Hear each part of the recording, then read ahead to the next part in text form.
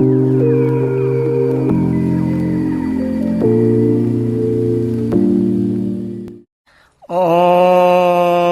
नमो भगवते श्री कृष्ण चैतन्य चंद्राय। ओम नमो भगवते श्री कृष्ण चैतन्य चंद्राय। ओम नमो भगवते श्री कृष्ण चैतन्य चंद्राय। ओम नमो भगवते श्री कृष्ण चैतन्य चंद्राय। ओम नमो भगवते श्री कृष्ण चैतन्य चंद्राय। ओम नमो भगवते श्री कृष्ण चैतन्य चंद्राय। हरे कृष्ण। तो इस सत्र में चैतन्य चरितामृत के अंत लीला प्रारंभ कर रहे हैं। अंत लीला में कृष्णदास कविराज गोस्वामी महाप्रभु के पुरुषोत्तम लीला का वर्णन करते हैं। पुरी में अपने निज निवास गंभीरा में महाप्रभु स्वरूप दामोदर और राय रमानंद के साथ भक्ति सुख का आस्वादन करते हैं। और ये अंत लीला का अवधि काल 18 वर्ष है। इसमें श्रीपाद रूप गोस्वामी, सनातन गोस्वामी का ब्रज से आगमन और उनके साथ विविध प्रकार के भक्ति सिद्धांतों पर चर्चा और इसके साथ हरिदास ठाकुर के साथ महाप्रभु की भक्ति विषय गंभीर वार्ताएं, हरिनाम की महिमा, हरिदास ठाकुर का महाप्रयाण इत्यादि अनेक लीलाओं की चर्चा है। तो इस प्रथम और दूसरे परिच्छेद में महाप्रभु श्रीपाद रूप गोस्वामी के अद्भुत ग्रंथ विदग्ध माधव और ललित माधव का आस्वादन किए हैं और इसके साथ अपने विरक्त संतों के, अपने विरक्त भक्तों का क्या आचरण होना चाहिए, इसको अपने आचरण के द्वारा स्थापित किए हैं। छोटे हरिदास के साथ महाप्रभु का कठोर व्यवहार, इन सब लीलाओं का श्रवण करेंगे इस सत्र में। सिरूप मंजरी पद सेई मोर सुसंपद। सिरूप मंजरी पद सेई मोर सुसंपद। सेई मोर भजन पूजन। सेई मोर भजन पूजन। सेई मोर प्राण धन। सेई मोर आवरण। सेई मोर प्राण धन। सेई मोर आवरण।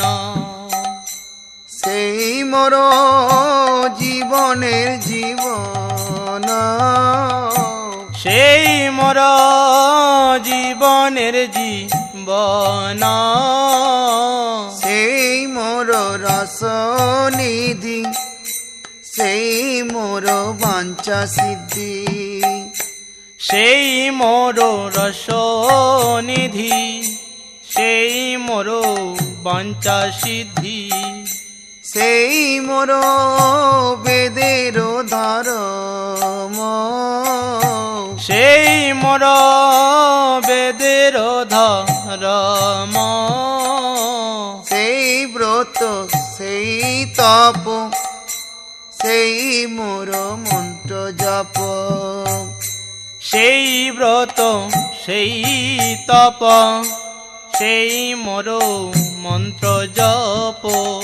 सेई मोर धर्म कर्म। सेई मोर धर्म कर्म। अनुकूल हवे विधि। से पदे होइबे सिद्धि। अनुकूल हवे विधि। से पदे होइबे सिद्धि। নিরখিব এ দুই নয়ন,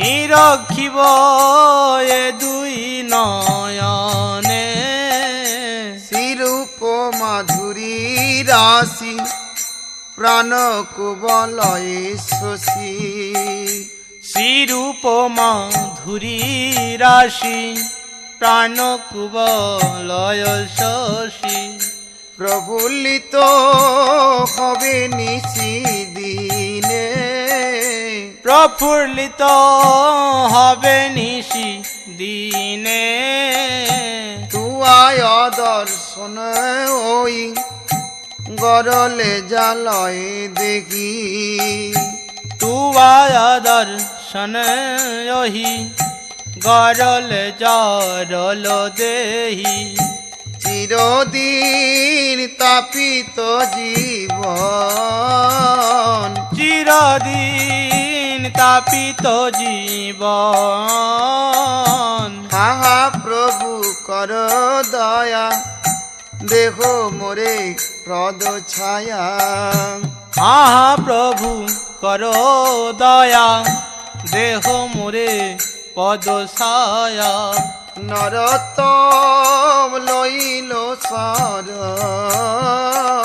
নরতম লইল শরণ, হাহা প্রভু কর দয়া, দেখো মোরে প্রদ ছায়া, আহা প্রভু করো দয়া, দেহ মোরে প্রদ ছায়া, নরতম লইল শরণ, নরতম লইল শরণ।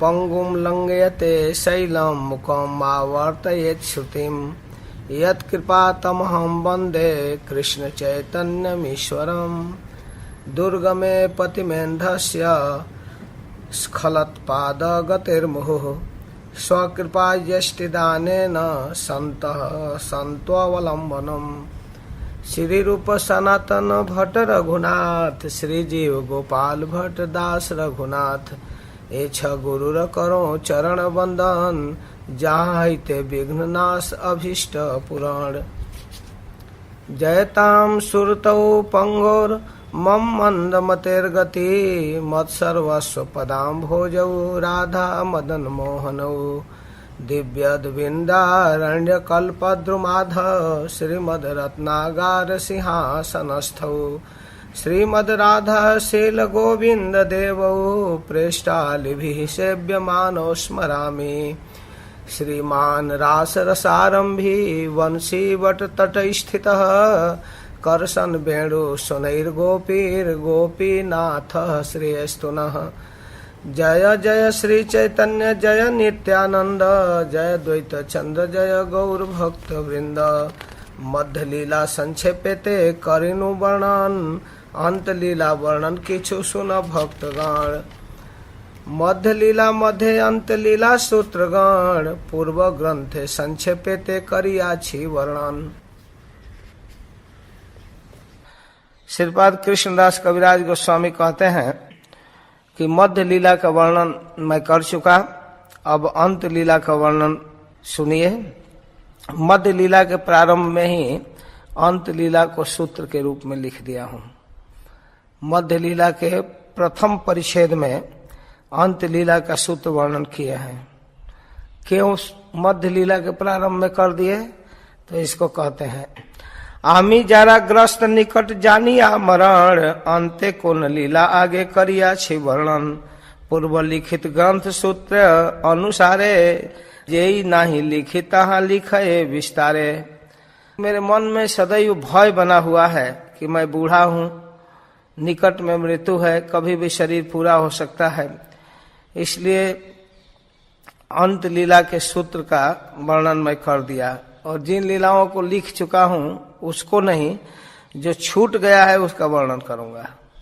तो वृंदावन हईते प्रभु नीला चल आइला स्वरूप गोसाई गौड़े वार्ता पठाइला। जब महाप्रभु वृंदावन से पुरी में आ गए, नीलाचल में आ गए, तो स्वरूप दामोदर इस संवाद को गौड़ में भेजे, नवद्वीप में। नवद्वीप में जब भक्त लोग सुने कि महाप्रभु वृंदावन से आ गए, जिस मुख्य रूप से सची माता, कुलीन ग्रामवासी, खंडवासी, आचार्य शिवानंद, अद्वैताचार्य आदि जितने लोग थे, सब लोग बड़े आनंदित हुए और महाप्रभु से मिलने के लिए नीलाचल के लिए प्रस्थान किए। कृष्णदास कविराज गोस्वामी एक घटना का वर्णन करते हैं कि शिवानंद सेन जब गौड़ देश से आने वाले भक्तों को ले आते थे तो सारे रास्ते का समाधान करते थे। उनके लिए रुकने का स्थान, प्रसाद का व्यवस्था, और घाट में कहीं नदी पार करना होता तो उसकी व्यवस्था सब करते थे। जब महाप्रभु का नीलाचल में आगमन हो गया तो इसको सुनकर शिवानंद सेन चले और उनके साथ सारे गौड़ीय भक्त। तो उस बार उनका एक घर में पोसा हुआ पाल्य कुकुर था, बंगला में कुकुर कहते हैं, कुत्ता, वो भी साथ में चल दिया।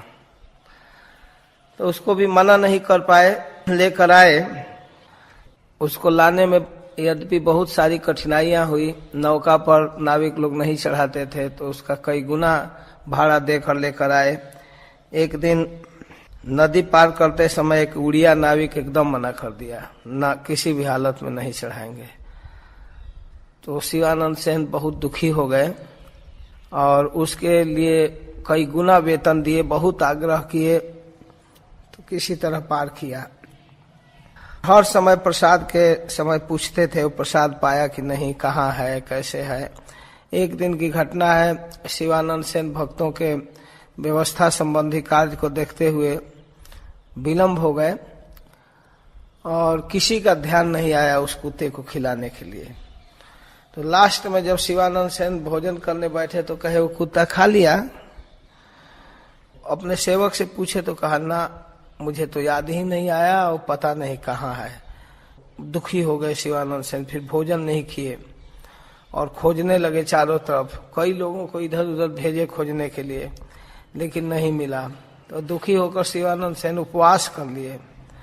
जब सुबह में जगे तो सब भक्त लोग बड़े उत्कंठा के साथ इधर उधर खोज रहे थे। जब कहीं पता नहीं चला तो बड़े निराश मन से नीलाचल की ओर प्रस्थान किए। नीलाचल में जब पहुंचे तो महाप्रभु के निकट जब दर्शन करने गए तो देखे वो कुत्ता वहां बैठा हुआ है।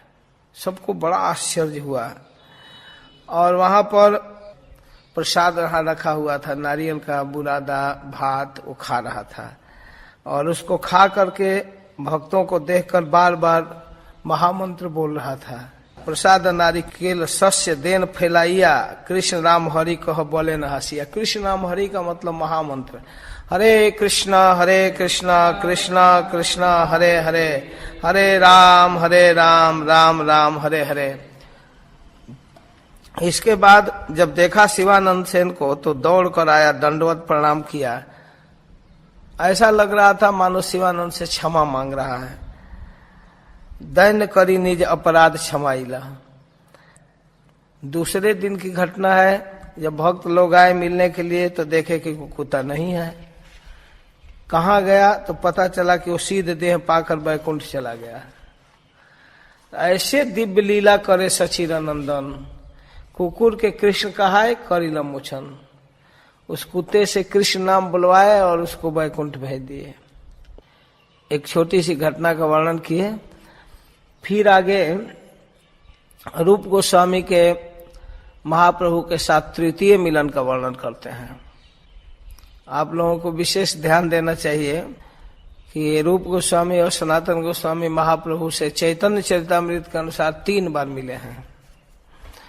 प्रथम बार रामखेली में नवाब हुसैन शाह की राजधानी के निकट, और दूसरे बार श्रीपाद रूप गोस्वामी अपने छोटे भाई अनुपम के साथ प्रयाग में, और अब तीसरे बार महाप्रभु के पास आए हैं नीलाचल में।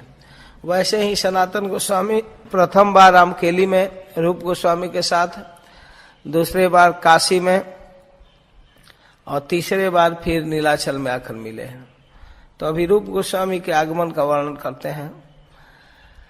रूप गोस्वामी महाप्रभु की आज्ञा से वृंदावन गए और वृंदावन के 12 वनों का दर्शन करने के बाद कृष्ण लीला पर एक नाटक लिखने की इच्छा इनके मन में हुई।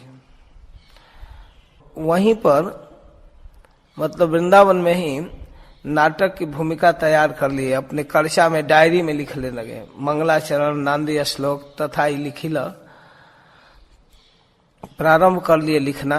कुछ डायरी में छिट फुट श्लोक जो भी उनके मन मस्तिष्क में स्मृत होता था उसको लिखते थे, बाद में सजाएंगे। उनका मन ज्यादा दिन ब्रज में नहीं लगा। सनातन गोस्वामी के अन्वेषण करते हुए गौड़ देश में आए अनुपम के साथ, बंगाल में।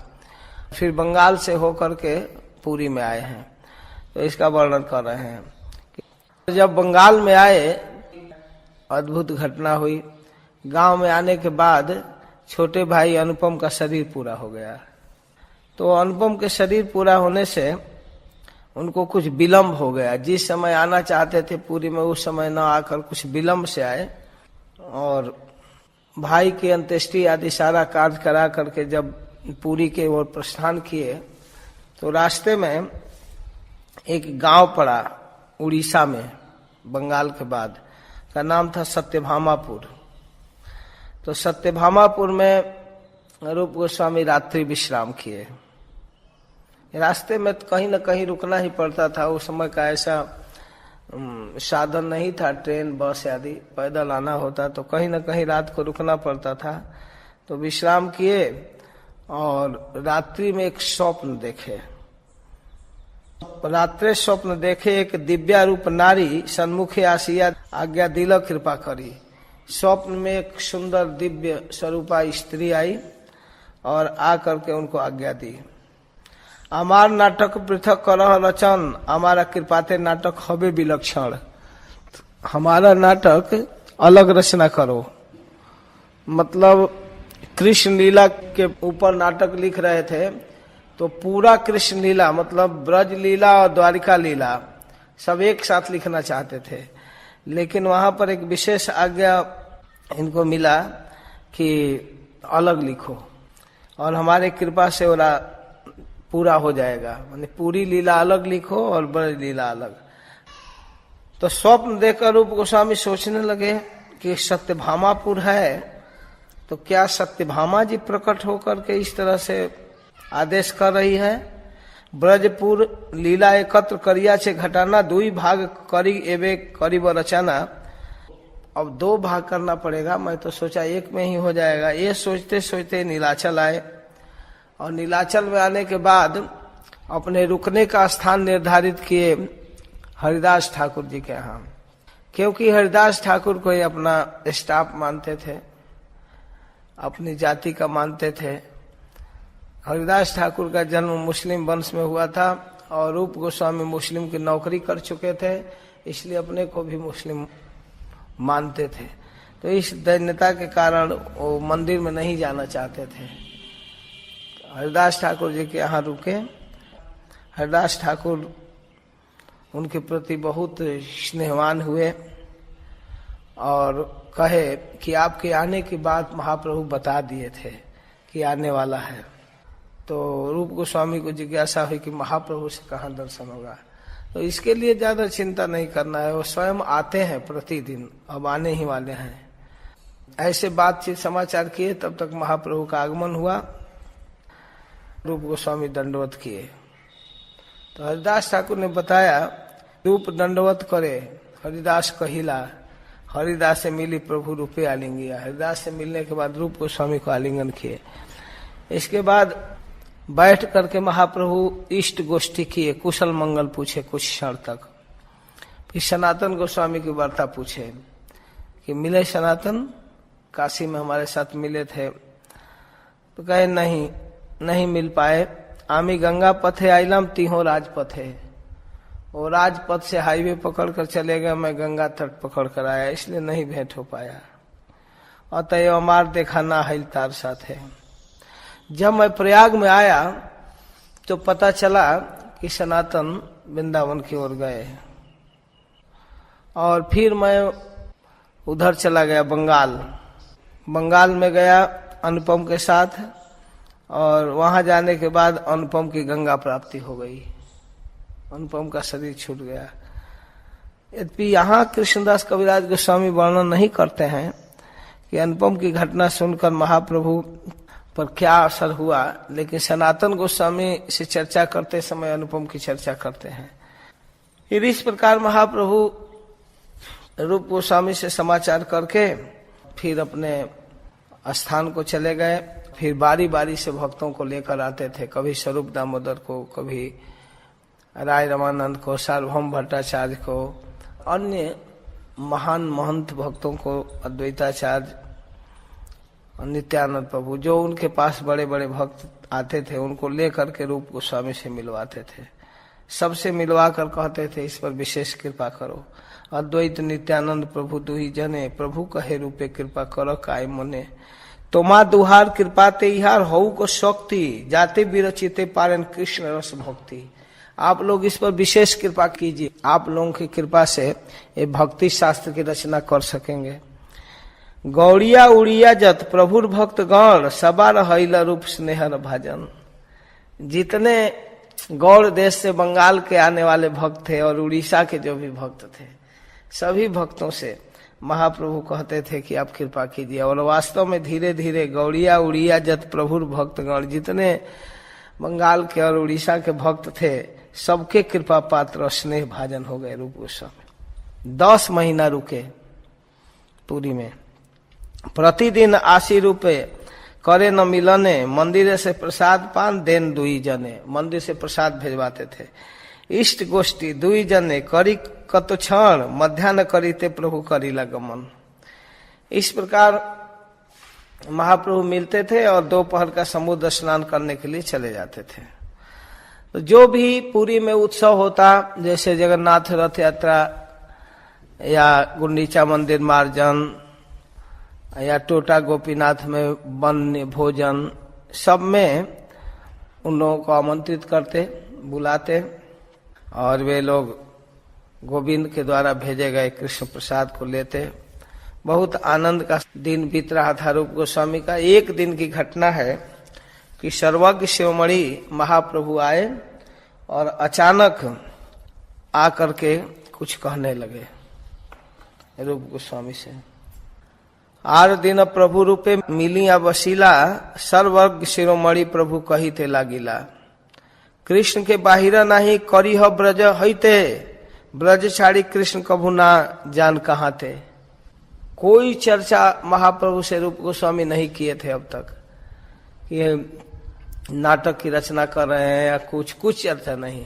लेकिन सर्वज्ञ शिरोमणि स्वयं जान गए और अचानक बोलने लगे कि आप कृष्ण को ब्रज से बाहर मत कीजिएगा, ब्रज छाड़ी कृष्ण कभू ना जान कहाँ थे।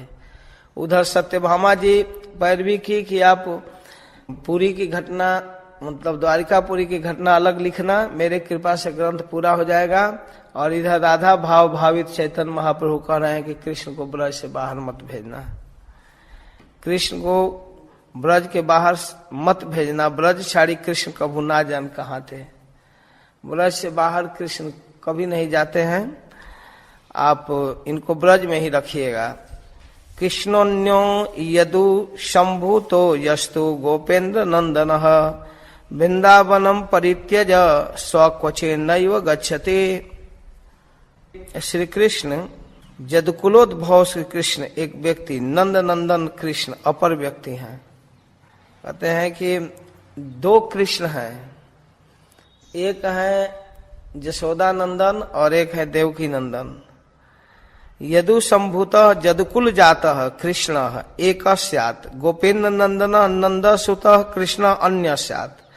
यस्तु गोपेन्द्र नंदन कृष्ण स वृंदावनम परित्यज विहाय क्वचित कुत्रापि नैव गच्छति, परंतु यदुवंशोद्भव कृष्ण वृंदावनम विहाय मथुरायम गच्छति। कृष्ण जो जदकुल संभूत है वह ब्रज छोड़कर बाहर जाते हैं, लेकिन जो नंद नंदन है, गोपेन्द्र नंदन, वो वृंदावन को छोड़कर कभी नहीं जाते। ये तक ही महाप्रभु मध्यान्ह चलीला, ये सूत्र बोलकर महाप्रभु चले गए। रूप गोस्वामी को बड़ा आश्चर्य हुआ पृथक नाटक करते सत्यभामा आज्ञा दिल, जानी पृथक नाटक करते प्रभु आज्ञा होइला।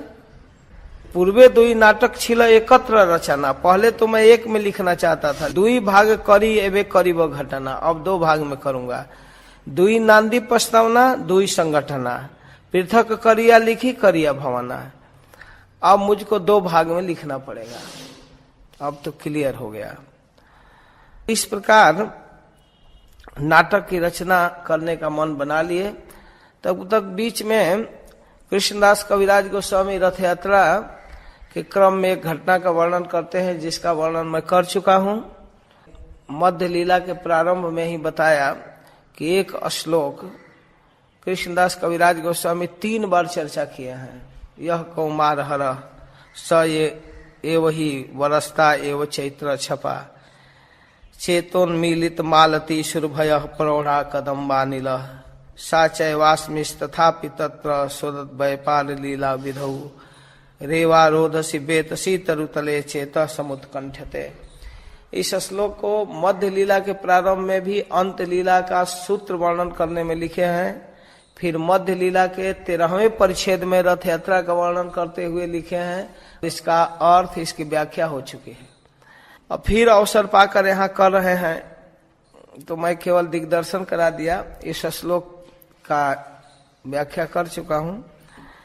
महाप्रभु काव्य प्रकाश का साहित्य दर्पण का श्लोक बोल रहे थे बाण भट्ट जी का, एक नायिका का विचार जगन्नाथ जी को देखकर, तो सबका मन पकड़ नहीं पा रहा था, सबकी बुद्धि चकरा रही थी, जगन्नाथ जी को देखकर ऐसा क्यों बोल रहे हैं।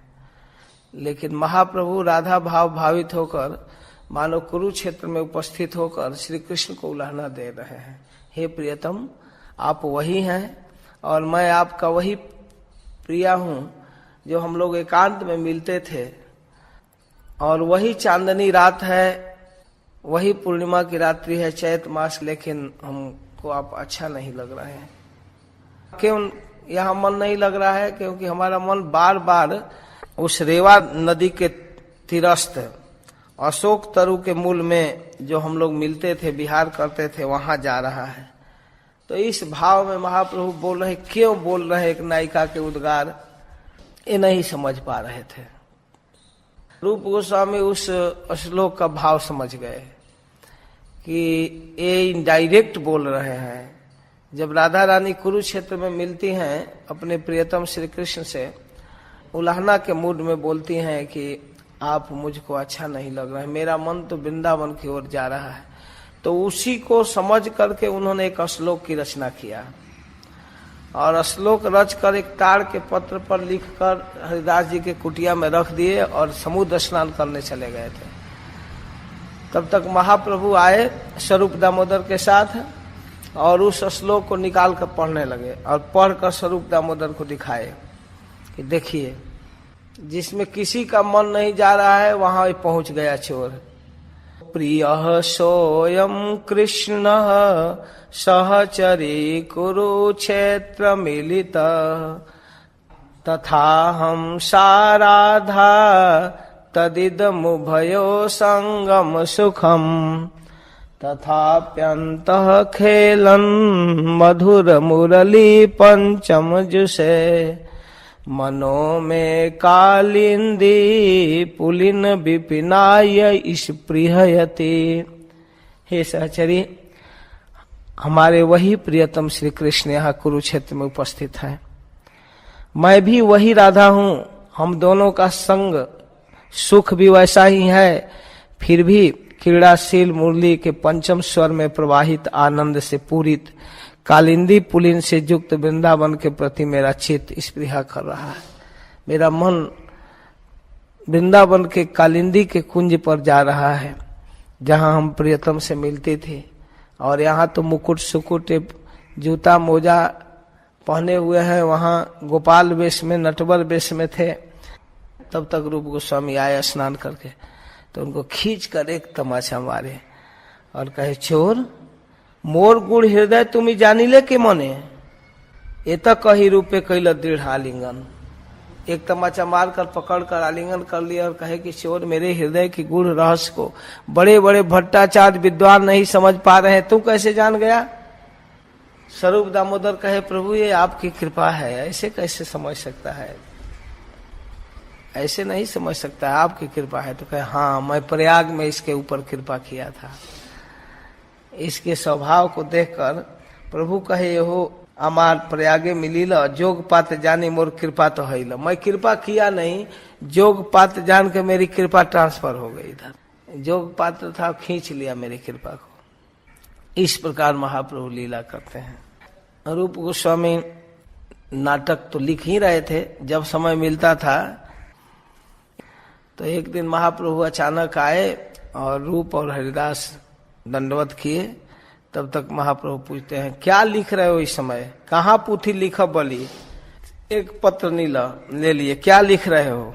श्री रूपेरो अक्षर जैन मुक्तार पाती प्रीत हैया करे प्रभु अक्षरे स्तुति। इतना सुंदर अक्षर, वाह। से ही पत्रे प्रभु एक श्लोक देखिला, पढ़िते यह श्लोक प्रेमे आविष्ट हैला।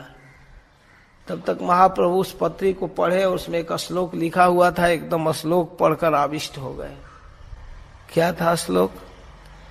तुंडे तांडविनी रतिम वितनुते तुंडावली लब्धये कर्ण क्रोड कदम्बिनी घटयते कर्णाम्बुधेभ्य स्पृहाम चेतः प्रांगण संगिनी विजयते सर्वेन्द्रियाणाम कृतिम नो जाने जनिता कियद भी अमृतई कृष्णेति वर्णद्वयी।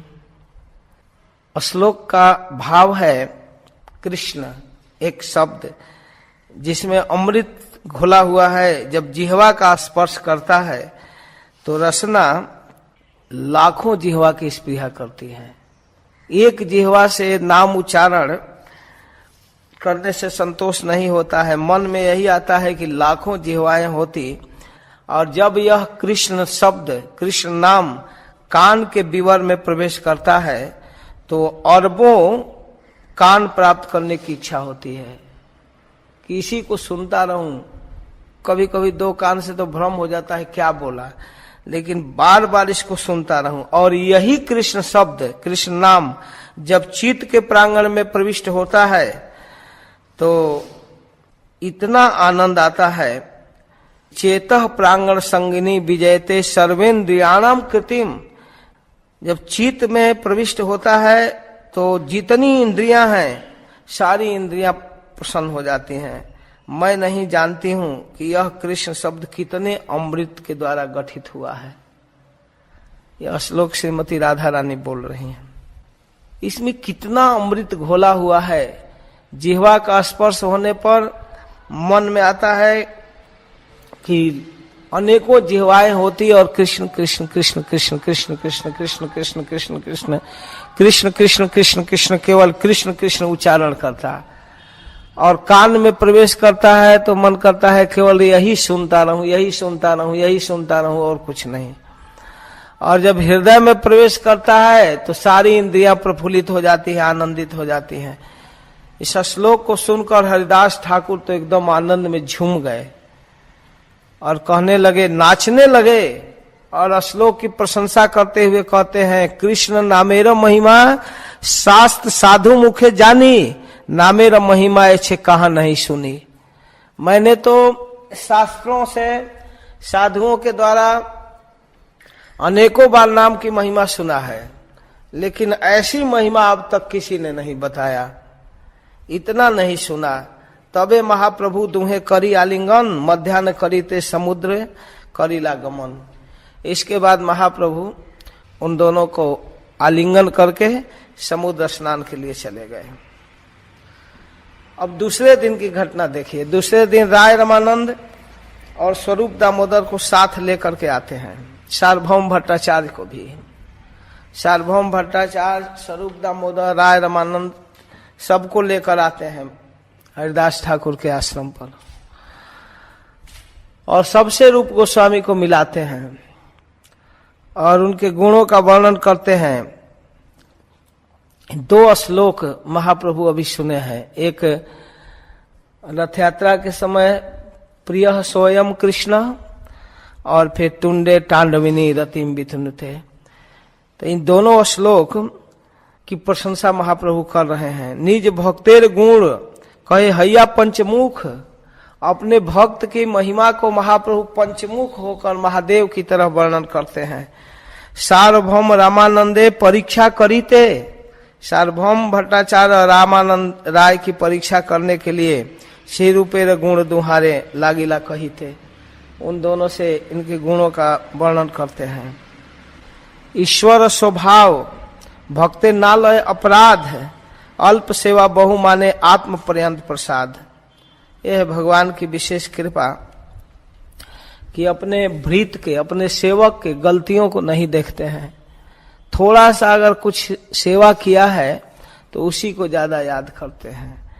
भृतस्य पश्यति गुरुनपि नापराधान, सेवाम कृताम अपि मनाग बहुधा अभिपैति, आविष्करोति पिशुने स्वपि नाभ्य सोयाम, शीलेन निर्मलमति पुरुषोत्तमोयम। भगवान की यह विमल स्वभाव है। पुरुषोत्तम अपने निज सेवक के गुरुतर अपराध को भी ग्रहण नहीं करते। कठिन से कठिन भूल हो जाता है भक्तों से, उसको क्षमा कर देते हैं, लेकिन अल्प परिमाण में कुछ सेवा किया है उसको हमेशा याद रखते हैं। रहती न प्रभु चित चूक किए की, करत सुरति 100 बार ही एक ही। भक्तों के द्वारा कुछ गलतियां हो जाती हैं तो भगवान वैसे माफ कर देते हैं जैसे भोजन करती हुई माँ के गोद में बैठा हुआ बालक शौच कर दिया। कितना भारी गलती किया बतलाओ। वो खा रही है तब तक शौच कर दिया। वो तो बात छोड़ो, कभी कभी थाली में पेशाब कर देता है। गोद में बैठा है और सामने मूत दिया उसी थाली में। फिर भी इतनी भयंकर गलती को भी माँ कुछ ध्यान नहीं देती। क्यों? ये बालक है, अबोध है, नहीं जानता है। जाड़े के दिन में गोद में लेकर सोई है माँ, रात में कई बार पेशाब करके बेड ठंडा कर देता है और उसको झेलती है, सहती है, क्षमा कर देती है। वैसे ही भगवान अपने भक्तों के अपराध को बिल्कुल माफ कर देते हैं और थोड़ी सेवा को ज्यादा मानते हैं। भक्त संगे प्रभु आइला देखी दुई जन, दंडवत हैया कैला चरण बंदन। दोनों ये लोग देख कर कि भक्त लोग आए हैं, सार्वभौम भट्टाचार्य, राय रामानंद, स्वरूप दामोदर महाप्रभु, तो सब प्रणाम करते हैं, मिलते हैं। इसके बाद भक्तों के साथ महाप्रभु चबूतरे पर बैठ जाते हैं। हरिदास ठाकुर और रूप गोस्वामी नीचे बैठते हैं। सबके आगे महाप्रभु चर्चा करते हैं कि पूर्व श्लोक जो आपने रचना किया है उसको बोलो। जो रथ यात्रा के समय में जो यह कौमार हरह श्लोक बोलता था तो उसके अर्थानुसार आपने एक श्लोक की रचना किया है, उसको बोलो। लेकिन लज्जा के मारे रूप गोस्वामी नहीं बोल पा रहे थे। इतनी बड़े बड़े विद्वान बैठे हैं, सार्वभौम भट्टाचार्य, स्वरूप दामोदर, राय रामानंद, एकदम उद्भट विद्वान सन्यासी, और महाप्रभु। ये 4 महान विद्वान हैं, इनके सामने इनको संकोच होने लगा, नहीं बोले, मौन, लज्जा से मौन धारण कर दिए। लज्जाते ना पड़े रूप मौन धरिला। स्वरूप दामोदर तो उस श्लोक को सुने थे, पढ़े थे, स्वरूप दामोदर को याद था। तब स्वरूप दामोदर कहे मैं ही पढ़ लेता हूँ। एक श्लोक रूप गोस्वामी बनाया, बहुत चमत्कारिक अर्थ है। राय रामानंद सार्वभौम भट्टाचार्य को सुना रहे हैं स्वरूप दामोदर।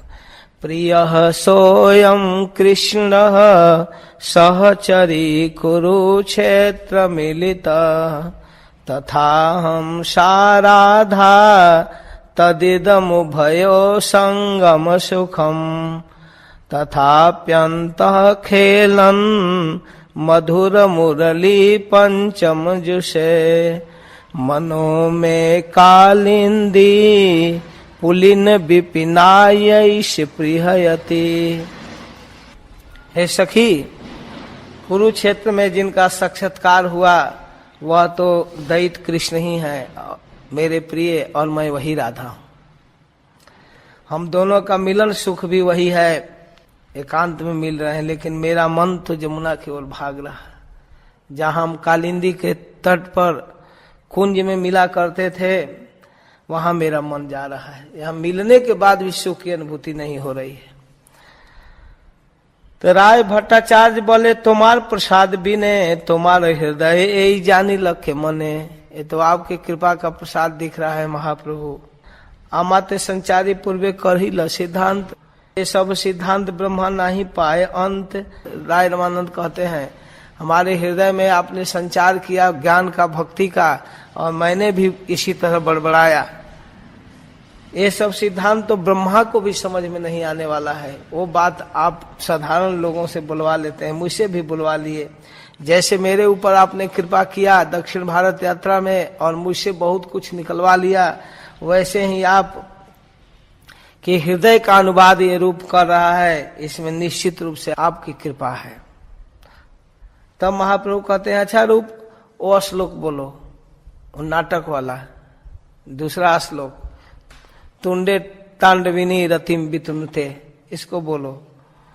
तो रूप गोस्वामी फिर संकोच कर रहे हैं।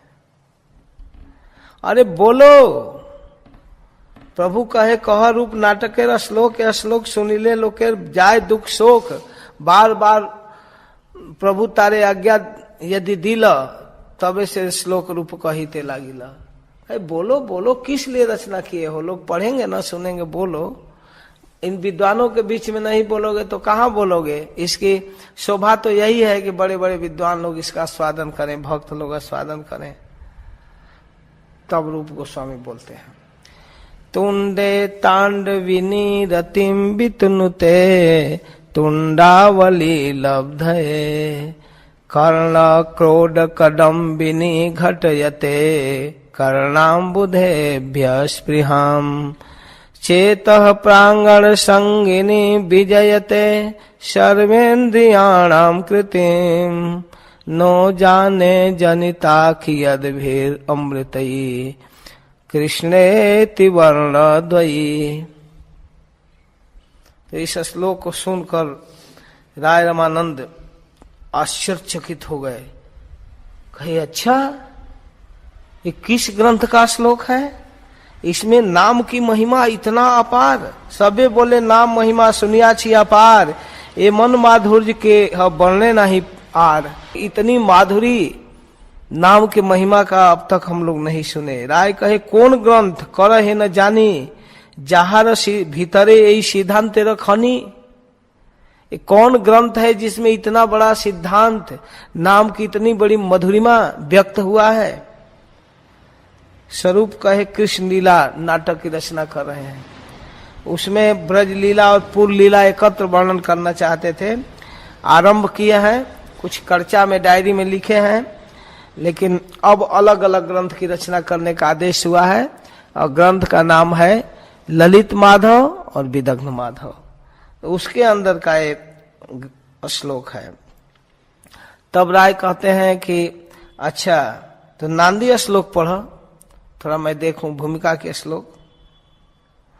विदग्ध माधव का श्लोक बोलते हैं, सुधानाम चांद्रीणाम अपि मधुरिमोन्माद दमनीम दधाना राधादि प्रणय घन सारई सुरभिताम समन्ता संतापोद्गम विषम संसार शरणी प्रणीताम ते तृष्णाम हरतु हरि लीला शिखरणी।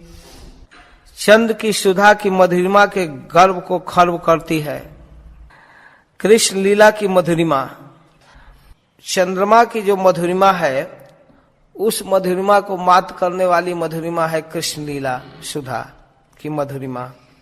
मधुर शिखरणी जिस प्रकार कर्पूर संजोग से सुरभित होती है, यह मधुर कृष्ण लीला भी उसी प्रकार राधा एवं ब्रज समितिनी के प्रेम से उत्पादे हुए है।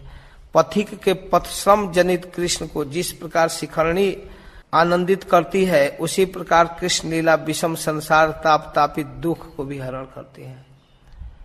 कृष्ण को सुख प्रदान करती है ये लीलाएं।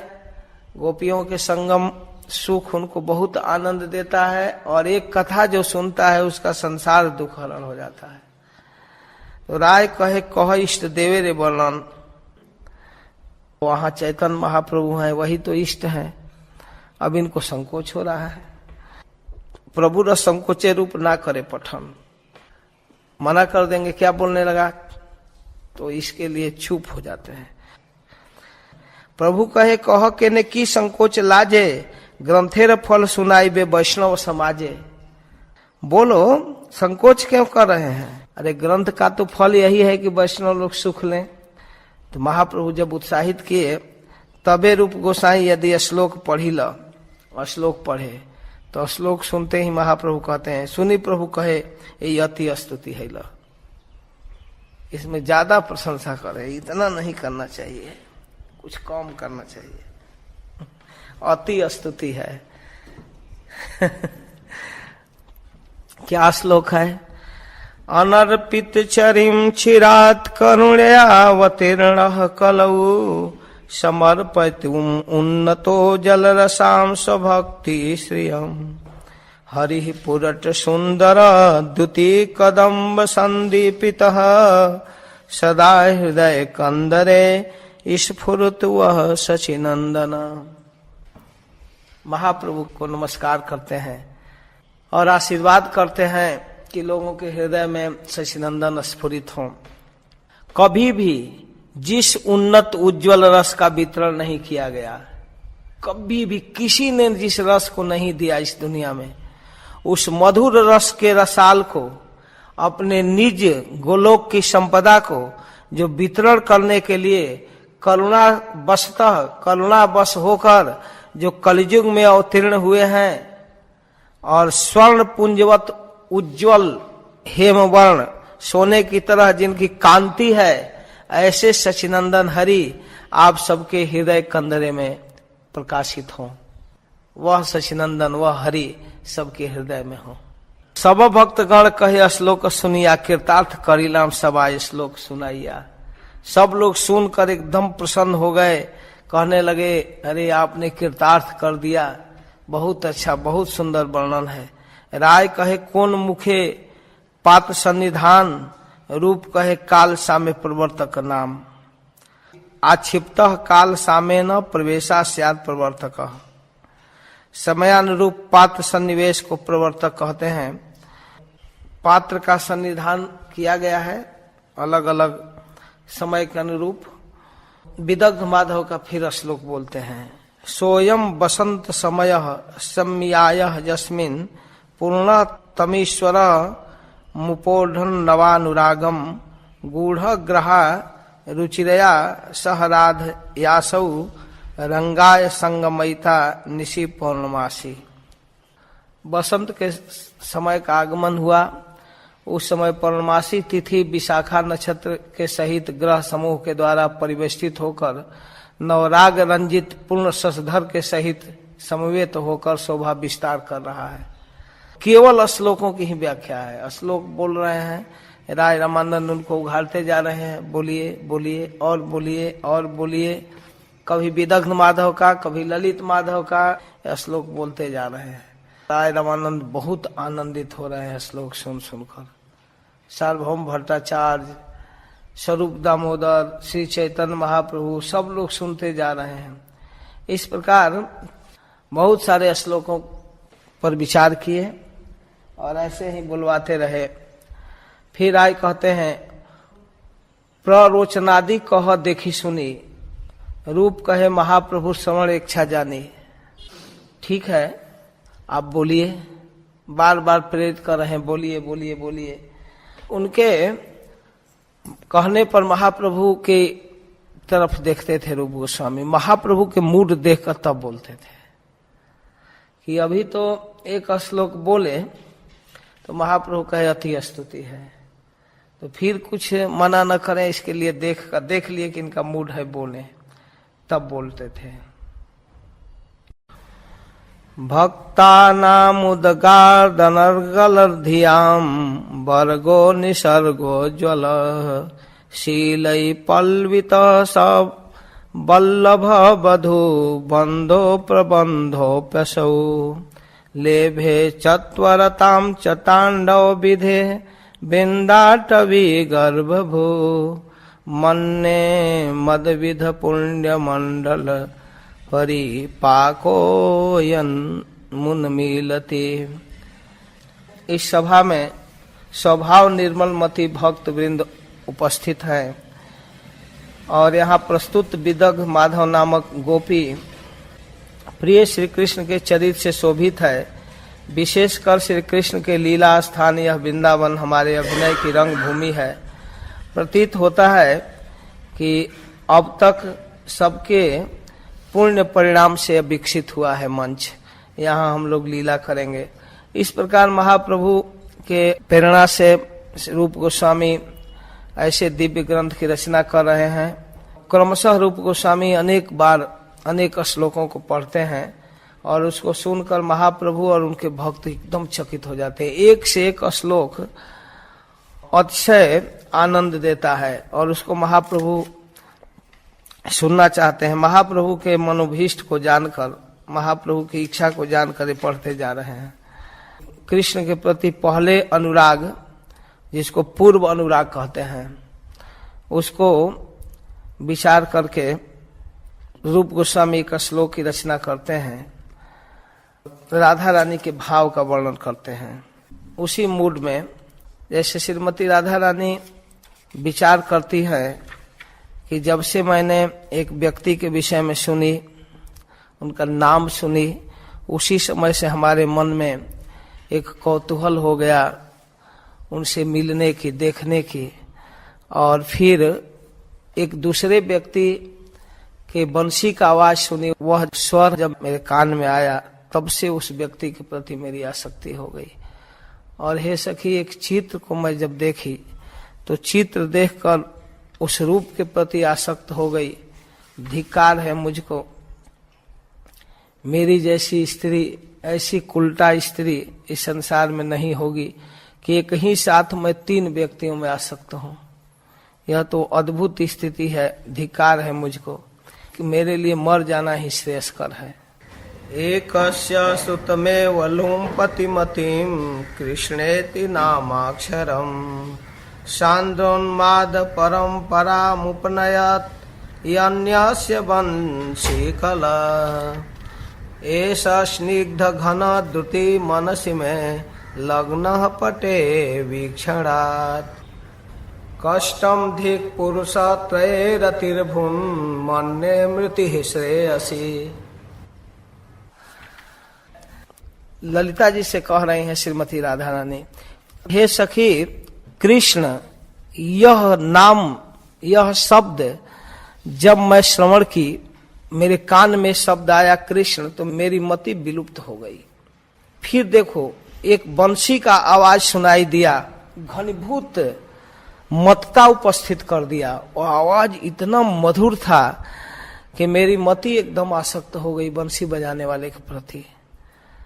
और इसके बाद अद्भुत आश्चर्य है, देखो, एक चित्र मेरे सामने आया। उस चित्र को जब से मैं देखी तो मेरे हृदय में आसक्ति हो गई उस पुरुष के प्रति। धिक्कार है मुझको, मैं ऐसी कुलटा स्त्री हूं कि एक साथ 3 पुरुष का स्मरण करती हूं और 3 से आसक्ति हो गई है।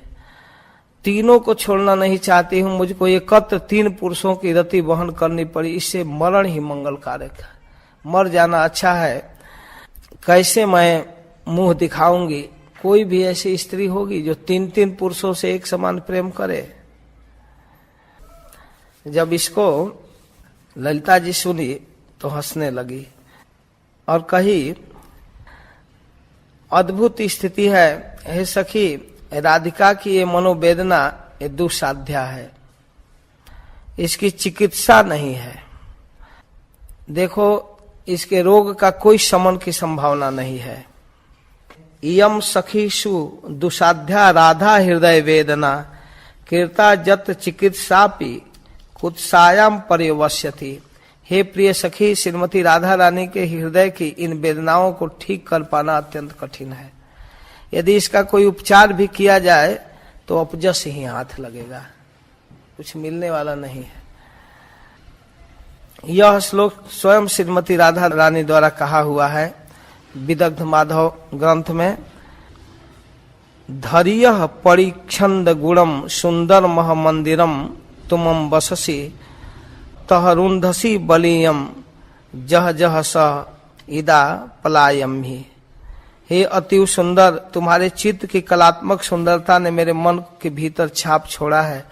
क्योंकि अब तुम मेरे मन के भीतर बसे हो, इसलिए मैं तुम्हारी छाप के कारण उद्विग्न होकर जहां कहीं भी भागना चाहती हूँ, मैं वहीं आपको पाती हूँ। ऐसा लगता है कि आप मेरे साथ चल रहे हो। बाद में ललिता जी बतलाती है कि हे राधे, तुम इस रूप में पागल मत बनो। जो कृष्ण शब्द सुनी हो वही बंसी बजाता है, जिसका स्वर तुम्हारे कानों में गूंजता है, और चित्र के रूप में जो देखी हो वही है कृष्ण। तीनों तीन नहीं है, एक ही है। इसलिए तुम चिंता मत करो, एक उल्टापन नहीं है, ये तुम्हारी सतीत्व है कि तुम एक ही पुरुष में तीन तरह से आ सकते हो, उनके आवाज से, उनके रूप से और उनके नाम से।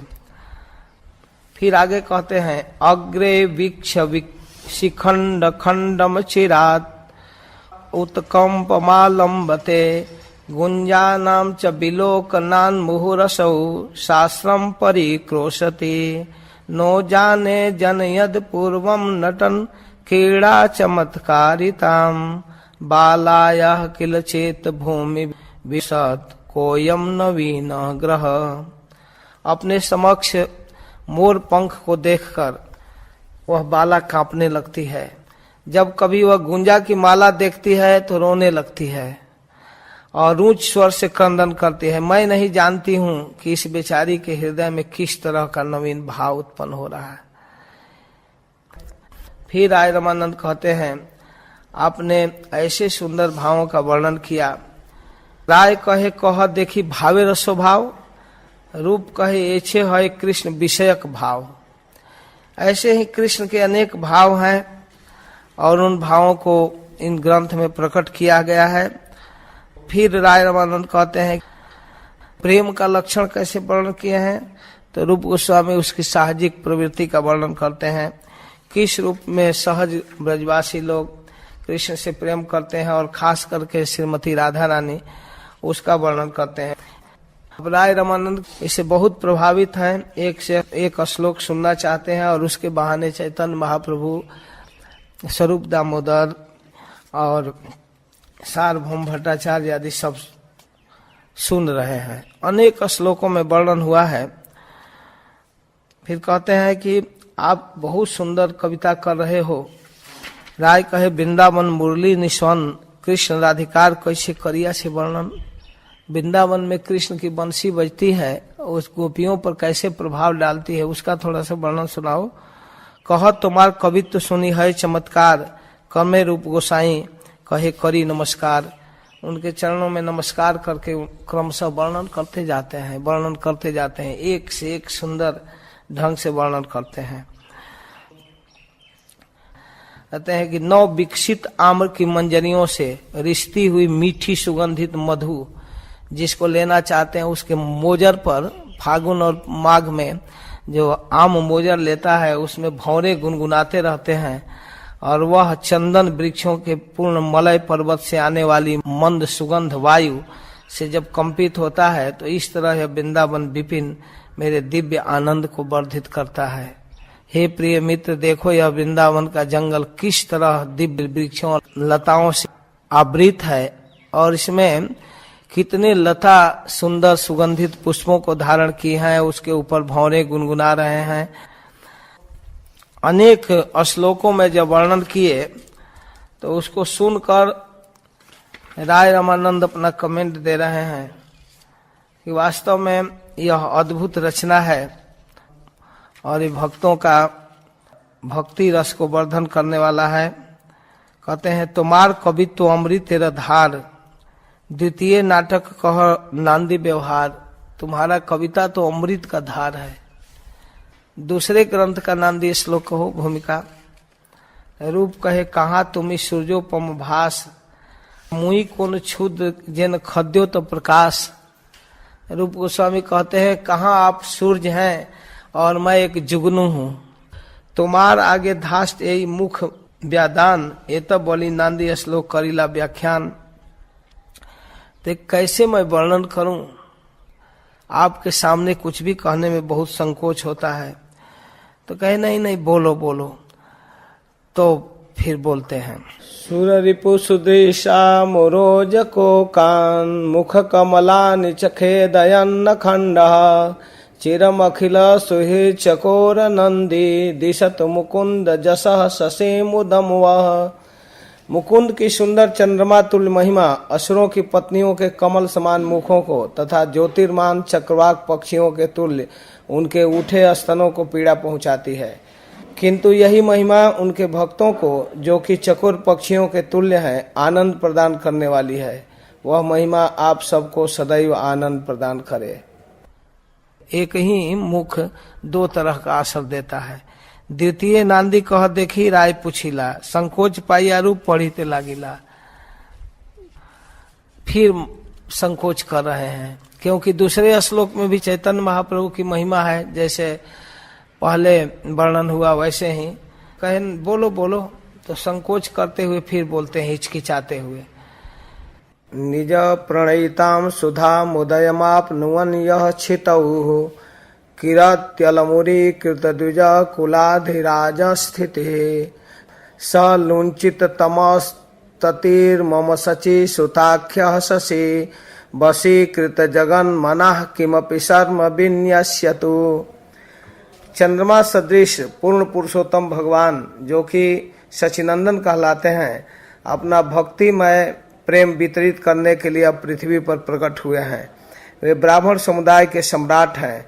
वे अज्ञान के समस्त अंधकार को भगा सकते हैं और विश्व के हर एक व्यक्ति के मन को वश में कर सकते हैं।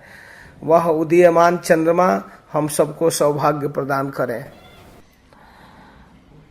महाप्रभु तो सुनकर भीतर से बहुत आनंदित हुए, बहुत अच्छा वर्णन करता है, लेकिन बाहर से रोष प्रकट करते हैं। कहाँ तुम्हार कृष्ण रस काव्य सुधा सिंधु, कितना बढ़िया वर्णन करते हो, तुम्हारी कविता अमृत के समान है। तार मध्य मिथ्या के ने स्तुति छार बिंदु, क्यों मेरी स्तुति करके किरासन डाल रहे हो इसमें?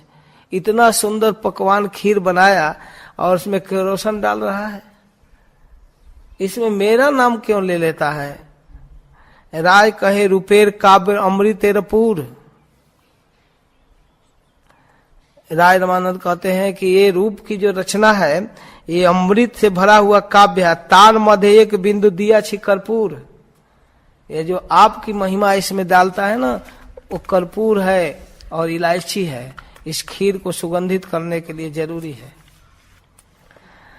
तो प्रभु कहे राय तुम्हार इहा ते उल्लास, राय तुमको इसमें बहुत आनंद आ रहा है ऐसी बात में, लेकिन विचार नहीं कर रहे हो। सुनिते ही लज्जा लोके करे उपहास, लोग सुनकर क्या कहेंगे कि ये अपने शिष्य से अपनी महिमा कहवा रहा है। देखते हैं महाराज जब अनुमोदन करने के लिए कोई तैयार होता है तो एकदम घबराने लगते हैं। मेरे विषय में एक शब्द नहीं बोलना है, बाकी जो बोलना है बोलिए कृष्ण के विषय में। ऐसे महाप्रभु घबरा रहे हैं, कहते हैं आपको आनंद आ रहा है, मेरे विषय में बोलने लगता है तो आप कह रहे हैं कि बहुत अच्छा कर रहा है। प्रभु कहे राय तुम्हारी यह थे उल्लास, इसी में आपको आनंद आ रहा है, हर्षित हो रहे हो। तो सुनते ही लज्जा लोके करे उपहास, किंतु मैं इसे सुनकर लज्जित हूं। क्यों? क्योंकि लोग सुनकर हंसी उड़ाएंगे कि देखो अपने चेला से अपने शिष्य से अपनी महिमा कहवा रहे हैं। राय कहे लोकेर सुख इहार श्रवणे, किसी को बुरा नहीं लगेगा, सबको अच्छा लगेगा। अभीष्ट देवेरे स्मृति मंगलाचरणे, अपने इष्ट की वंदना अपने गुरु की वंदना मंगलाचरण में करना ही चाहिए, इसमें क्या दिक्कत है? तो राय कहे कौन अंग पात्रे प्रवेश, तबे रूप गोसाई कहे ताहार विशेष। कहते हैं कि अभिनेता किस शैली में किस अंग में प्रवेश करता है, रूप गोस्वामी इस विषय पर विशेष रूप से बोलते हैं। नटता किरात राजम निहत्य रंग स्थले कला निधिना समये तेन विधेयम गुणवती तारा कर ग्रहणम। असभ्य लोगों के शासक कंस का वध करने के बाद मंच पर नृत्य करते हुए समस्त कलाओं के स्वामी भगवान कृष्ण उपयुक्त समय पर श्रीमती राधा रानी के साथ पारिग्रहण स्वीकार करेंगे, जो सभी दिव्य गुणों से युक्त हैं। फिर अब दूसरे ग्रंथ का मंगलाचरण और नांदीय श्लोक आदि बोलते हैं। तो राय कहे कह आगे अंगेर विशेष श्री रूप कहे न किछु संक्षेप उद्देश्य।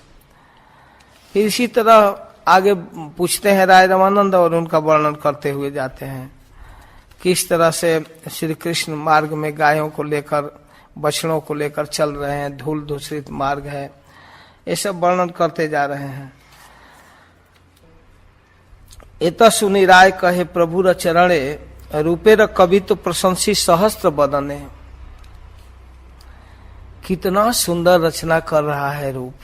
राय रामानंद साहित्य के और श्रृंगार के बड़े उत्कृष्ट विद्वान थे। कहते हैं कवि तो ना है ये अमृत तेरा धार, नाटक लक्षण सब सिद्धांत तेरा सार। ये साधारण कविता नहीं है, अमृत की गंगा धारा बहा दिया। प्रेम परिपाटी ये अद्भुत वर्णन, सुनी चित्त करने न है आनंद घूर्णन। इसको सुनकर चित्त और कान में आनंद घूर्णा करने लगता है। किम काव्ये न कवे य तस्य किम कांडे न धनुष्मतः परस्य हृदय लग्नम न घूर्णयति यक्षिरा। ये धनुर्धर के तीर और कवि की कविता का क्या लाभ यदि वे हृदय में प्रवेश तो करते हैं किंतु सिर को चकरा नहीं देते। कवि की कविता और धनुर्धारी का बाण एक समान प्रभावशाली होता है। वह सिर को झुमा न दे तब वह कविता नहीं है।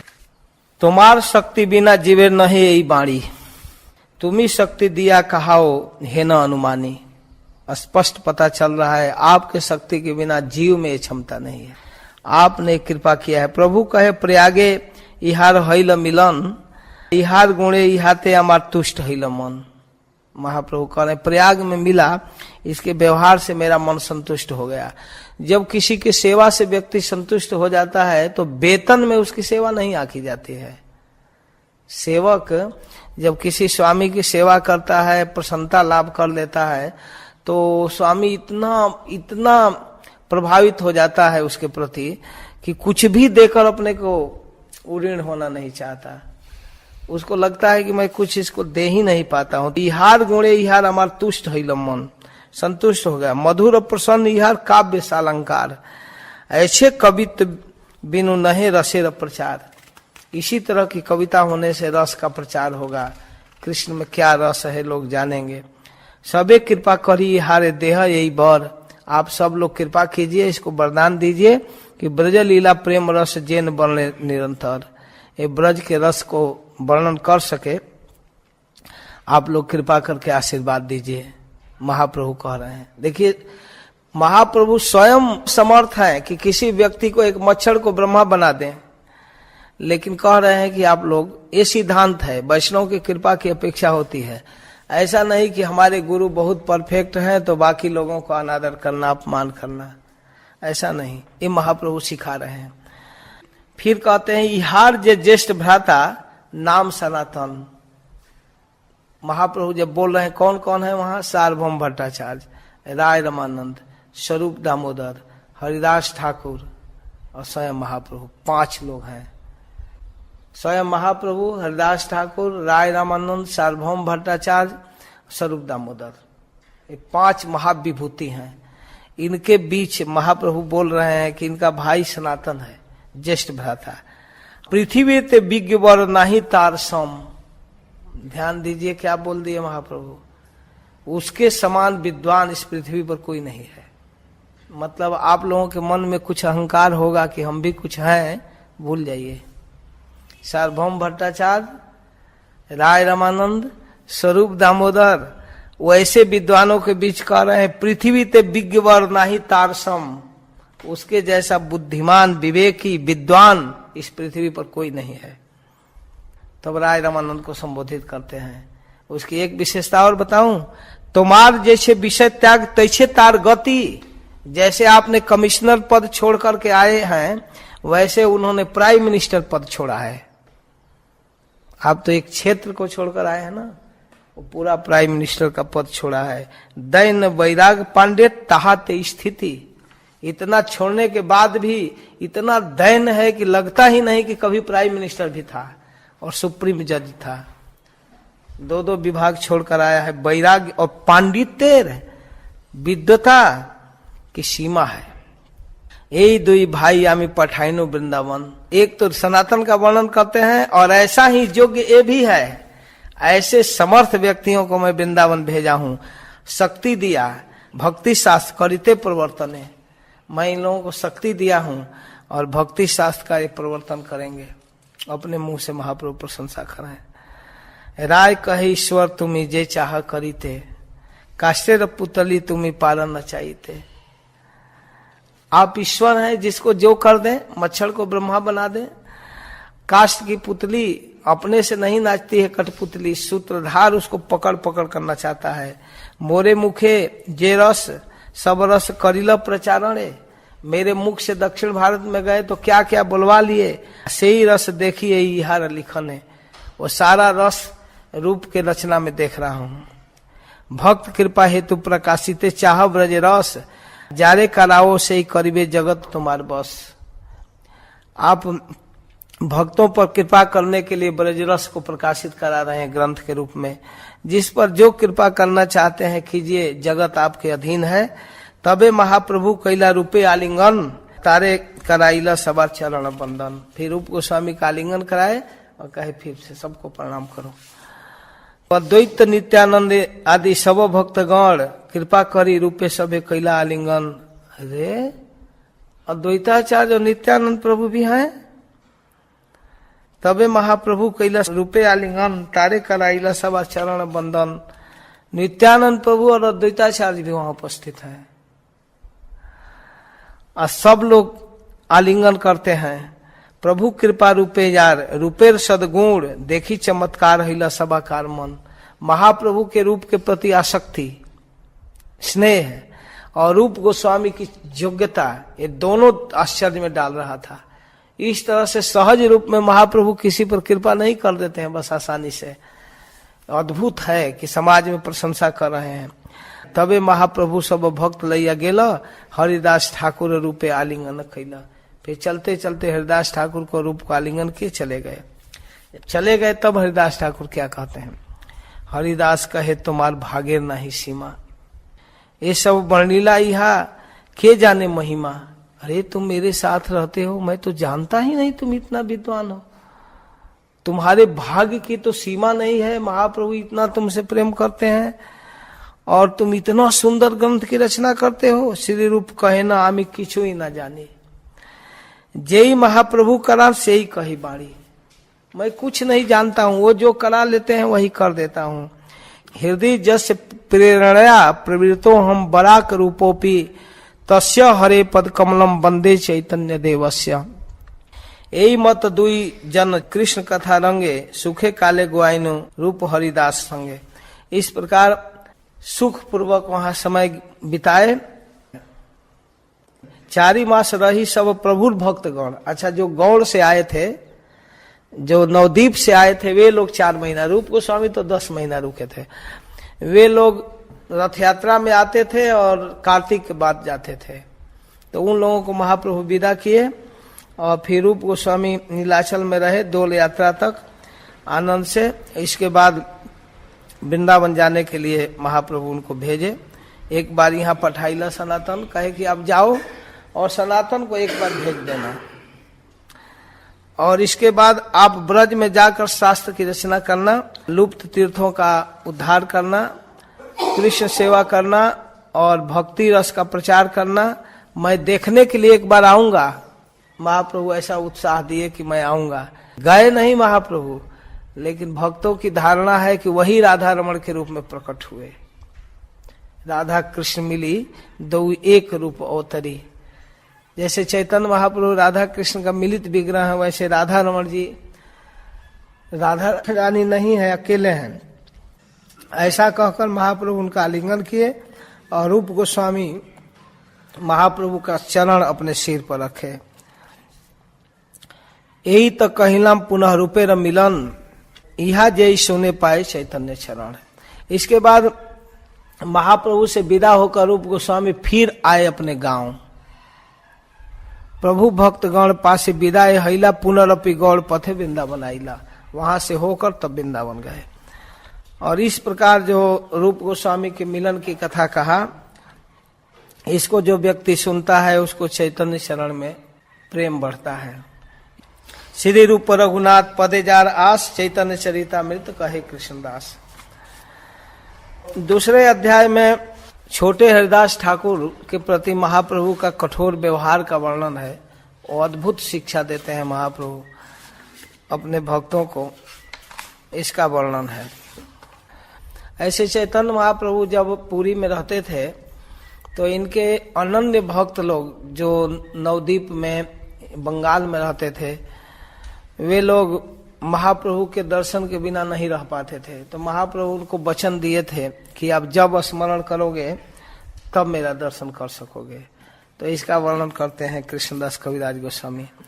यही मत महाप्रभु अचिंत प्रभाव, एबे सुन प्रभु जैसे है आविर्भाव। सचिन मंदिर are Nityanand नर्तने, Shrivas Kirtane are Raghav भवने, यही चारि ठाई प्रभु सदा आविर्भाव। इस चार जगह पर तो महाप्रभु उपस्थित न हो तो मर जाएंगे। नित्यानंद प्रभु जब कीर्तन के आवेश में कीर्तन करते थे तो उनको ऐसा अनुभूत होना चाहिए कि महाप्रभु हमारे साथ आ गए। जहां बुला देते थे नित्यानंद प्रभु, वहां महाप्रभु आ जाते थे। और सची माँ जब भोजन बनाती थी विविध प्रकार के उत्सव त्योहार पर, कभी कभी अपने प्रिय पुत्र के लिए उनके फेवरेट आइटम जब तैयार करती थी और यह याद करके रोने लगती थी कि हमारा निमाई रहता तो इसको बहुत प्रेम से खाता, तो थाली साफ रख देती थी और रोने लगती थी कि निमाई रहता तो भोग लगने के बाद खिलाती तो बर्तन साफ।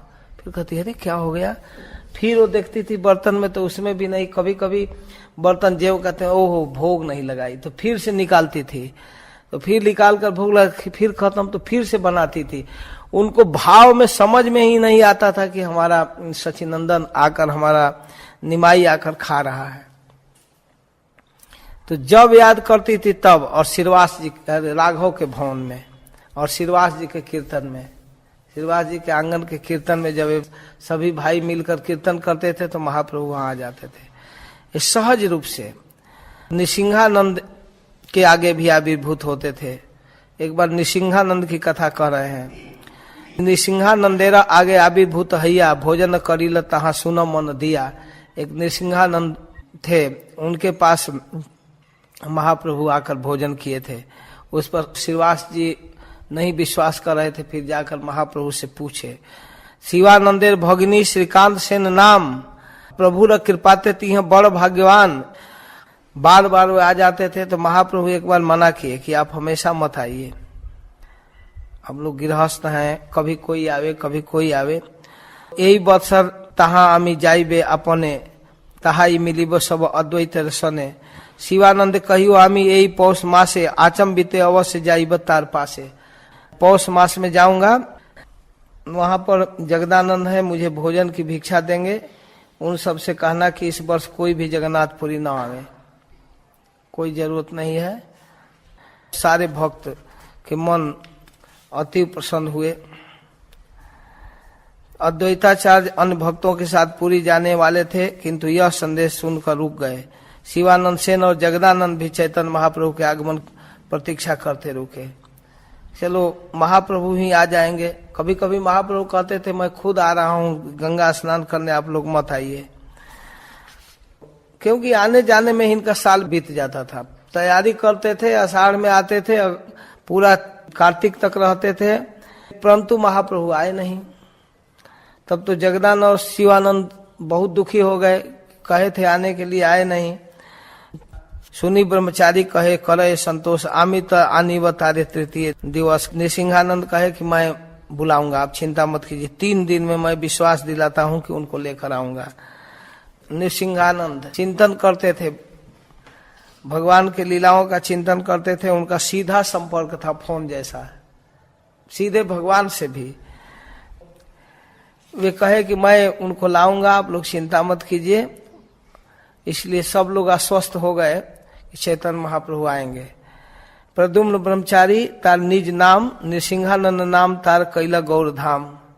ऐसे तो उनका नाम था प्रद्युम्न ब्रह्मचारी, लेकिन महाप्रभु उनको नृसिंहानंद कहते थे। 2 दिन ध्यान करी शिवानंदेर कहिल, पानी हाटी ग्रामे आमी प्रभु रे आनिल। कहे कि पानी हाटी में आएंगे, कल दोपहर में आपके घर आएंगे, इसलिए भोजन बनाने की सारी सामग्री ले आइए, मैं स्वयं भोजन बनाऊंगा और उनको भोजन कराऊंगा। कभी कभी भावुक भक्त लोग ऐसे व्यवहार करते हैं कि समाज में बड़ा उटपटांग हो जाता है, क्या कर रहा है। ठीक है, ले आइए, मैं कह रहा हूं, आप संदेह मत कीजिए, आप लोग तैयारी कीजिए, महाप्रभु आएंगे, सब पाक सामग्री लाओ, मैं बनाऊंगा। ऐसा कहकर नृसिंहानंद सारा भोजन की सामग्री तैयार किए। प्रातः काल से ही विविध प्रकार के व्यंजन, पीठा, क्षीर, नाना प्रकार के सामग्री तैयार होकर सारा बनने लगा। अनेक प्रकार की सब्जियां, रोटी, खीर, पकवान सब बनाए। और भोजन पकाने के बाद जगन्नाथ चैतन्य महाप्रभु के अलग अलग भोग लगाए, और उन्होंने अपने आराध्य नृसिंह देव को भी अलग भोग लगाया। इस तरह से 3 भाग में भोग बांटा, नृसिंह देव के लिए, जगन्नाथ देव के लिए और महाप्रभु के लिए। और वो देख क्या रहे हैं कि महाप्रभु आ गए और आ करके तीनों थाली को साफ कर दिए, खा गए। तो आनंद में विह्वल होकर के नाचने लगे नृसिंहानंद। हा हा खीवा करब बोले करे हे पुकार, जगन्नाथ तुम्हारे एक खाओ तार भोग, नृसिंह भोगेरे केने करो उपभोग। तो जगन्नाथ और तुम तो एक हो, नृसिंह के भोग क्यों खाया? भोग लगाकर नाच रहे हैं नृसिंहानंद, कह रहे हैं कि नृसिंह का भोग क्यों खा गया? नृसिंह होइला जानी आजी उपवास, ठाकुर उपवासी रहे जी एक कैसे दार। एक व्यक्ति नहीं देख रहा है और ये पागल की तरह तमाशा मचाए हैं सबको जुटाकर। कह रहे हैं कि महाप्रभु आ गए, खा गए, तीनों थाली साफ कर दिए, नृसिंह देव के भी भोजन खा गए। भोजन देखी यद्यपि तार हृदय उल्लास, नृसिंह लक्ष्य करी बायो किछु रहे दुखाभास। लेकिन नृसिंह देव के भी थाली खा गए तो अब इनके मन में थोड़ा कष्ट भी हो रहा था। स्वयं भगवान कृष्ण चैतन्य गोसाई जगन्नाथ नृसिंह सह किछु भेद नाही, इहा जानिबार प्रद्युम्न गुड़ हईते मन, ताहा देखिलाई प्रभु करिया भोजन। नृसिंह, जगन्नाथ और चैतन्य महाप्रभु तीनों एक है, यह नृसिंहानंद को बताने के लिए महाप्रभु तीनों खा गए। भोजन करिया प्रभु गेला पानी हाटी, संतोष पाइला देखी व्यंजन परिपाटी। शिवानंद कहे केने करह फुत्कार, क्यों रो रहे हो, क्या तुम कर रहे हो सुबह से सब बनाकर? कहे 3 भाग में भोग लगाया, तीनों खा गया। कौन खा गया? वही चैतन्य महाप्रभु। इसलिए फिर से नृसिंह देव के लिए भोजन बना रहा हूं। अब तो वो खाकर चला गया, जगन्नाथ और वो तो एक ही है, लेकिन नृसिंह देव तो उपवास रह जाएंगे। तब शिवानंद कहते हैं पागल हो गया। सामग्री आना, नृसिंह लागी पुनः पाक करी। तबे शिवानंद कहे ठीक है चलो दे देते हैं, फिर से बनाए। वर्षांतरे शिवानंद लैया भक्तगण, बरसात में फिर लेकर अपना ग्रुप पहुंचे शिवानंद। एक दिन महाप्रभु के पास गए, महाप्रभु नृसिंहानंद के समाचार पूछ रहे हैं, क्या हो रहा है? अरे गत वर्ष पौष मास से कराइल भोजन, कभू नहीं खाई ऐसे मिष्ठान व्यंजन। महाप्रभु कहते हैं नृसिंहानंद मुझको पौष मास में जो खिलाया ना, ओह ऐसा भोजन तो मैं कभी किया ही नहीं। अभी शिवानंद पूछ भी नहीं पाए कि प्रभु तो बड़ा ड्रामा करता है, सबको भरमा कर रखता है कि आप आकर उसके यहाँ खाते हैं, भोग लगाता है, दिन रात बस आपके ही नाम लेता, बनाता रहता है। कहा तीनों खा गया, तीनों थाली साफ कर दिया। सुनी भक्तगण मने आश्चर्य मानिल, शिवानंद मने तब प्रत्यय जन्मिल, अरे सचमुच है। तो महाप्रभु कहे हाँ। तो वो फिर उस दिन रो रहा था, मैं खा गया सब, तो फिर दोबारा बनाया। उस दिन खाया ना, अब इनको पूछना था उसके पहले महाप्रभु कह दिए। इसी प्रकार सची माँ के घर में भी भोजन करता हूँ, श्रीवास के आंगन में कीर्तन करता हूँ, नित्यानंद के साथ मैं नाचता हूँ। इन लोगों के साथ न रहूं तो ये परेशान हो जाएंगे, इसलिए करता हूँ। राघव के घर में रहता हूँ। प्रेम बस गौर प्रभु जहाँ प्रेमोत्तम, प्रेम बस हैया तहाँ देन दर्शन। इस तरह विविध भाव के भक्त लोग महाप्रभु की आराधना करते हैं और उनके साथ महाप्रभु उसी प्रकार का व्यवहार करते हैं। एक है भक्त सन्यासी भगवान आचार्य, पुरुषोत्तम प्रभु पासे भगवान आचार्य, परम वैष्णव तो सुपंडित आर्य। उनकी कथा सुनिए। सख्य भावाक्रांत चित, गोप अवतार, स्वरूप गोसाई सह सख्य व्यवहार। ये स्वरूप गोसाई के साथ इनकी मित्रता थी। एकांत भाव से महाप्रभु का आश्रय लिए थे। मध्य प्रभु तेहु करे न निमंत्रण, वो बीच बीच में कभी महाप्रभु के लिए निमंत्रण करते थे। एकांत भाव से महाप्रभु का शरण लिए थे। एक बार विविध प्रकार का व्यंजन बनाकर अकेला गोसाई लैया करा न भोजन, अकेले महाप्रभु को लेकर भोजन कराने आए। तार पिता विषयी बड़ सतानंद खान, विषय विमुख आचार्य, वैराग्य प्रधान, और ये उल्टा थे। इनको वैराग था, पिता विषयी। उनके छोटे भाई गोपाल भट्टाचार्य काशी में वेदांत पढ़कर आए थे। आचार्य अपने भाई को महाप्रभु से मिलाते हैं। अंतर्जामी प्रभु चित्त सुख न पाइला, लेकिन उनके भाई से मिलकर महाप्रभु प्रसन्न नहीं हुए। आचार्य समझ गए। आचार्य संबंधे बाहे करे प्रत्याभास, बाहर से तो प्रीति का व्यवहार किए लेकिन भीतर से प्रसन्न नहीं हुए थे। दूसरे दिन स्वरूप कहे कि आपका भाई गोपाल वेदांत पढ़कर आया है, इसे महाप्रभु प्रसन्न नहीं कर रहे हैं। बुद्धि भ्रष्ट हिल तुम्हार गोपाल संगे, मायावाद सुनिबार उपजिल रंगे। वैष्णव हैया केवल शारीरिक भाव सुने, सेव सेवक भाव छाड़ी अपना ईश्वर माने। वैष्णवों को ये सब नहीं सुनना चाहिए। महाभागवत यही कृष्ण प्राण धन जार, मायावाद श्रवणे चिते अवश्य फिरे तार। नहीं सुनना चाहिए। आचार्य कहे आमा सवार कृष्ण निश्चिते, आमा सवार मन भाष नारे फिराई थे। हम लोगों को ये भाष से प्रभावित नहीं कर सकता है। स्वरूप कहे तथापि मायावाद श्रवणे चित्त बाह्य ब्रह्म मिथ्या, यही मात्र सुने। क्या सुनना है उसमें? ब्रह्म, चित, माया, मिथ्या, यही सुनना है ना। ये सब नहीं सुनना चाहिए। तो आचार्य चुप हो गए कि अरे महाप्रभु को अच्छा नहीं लगता है। तो फिर गोपाल को देश पठा दिए, मतलब गांव। इधर के थे बंगाल के लोग। एक दिन आचार्य प्रभु को निमंत्रण किए। अनेक प्रकार के घर में विविध व्यंजन बनाए, भात बनाए।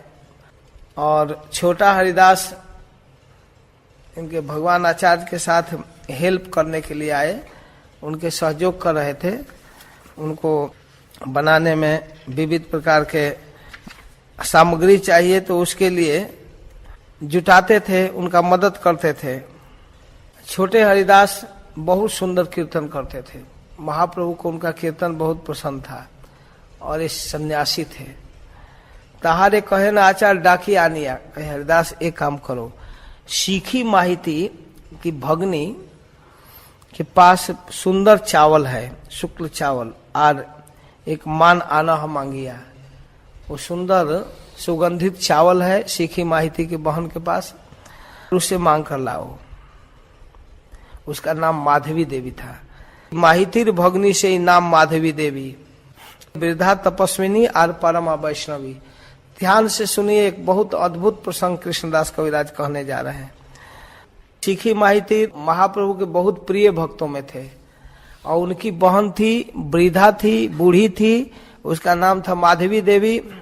वृद्धा तपस्विनी और वैष्णवी थी, भगवान का नाम जपती थी। प्रभु लेखा करे जारे राधिकार गण, जगतेर मध्य पात 3.5 जन। राधा रानी के प्रिय भक्तों में 3.5 लोगों का स्थान था।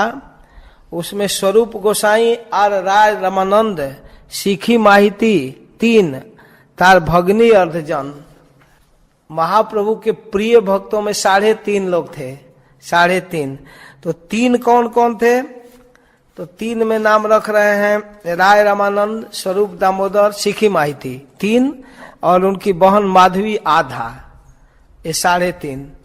कार ठाई तंडुल मांगी अनिल हरिदास। ऐसे महान वैष्णवी जो महाप्रभु के परम प्रिय 3 लोगों 3.5 में एक थी, उसके यहाँ चावल मांगने हरिदास गए। तंडुल देखिए आचार्य अधिक उल्लास, बहुत सुंदर सुगंधित चावल रखे थे।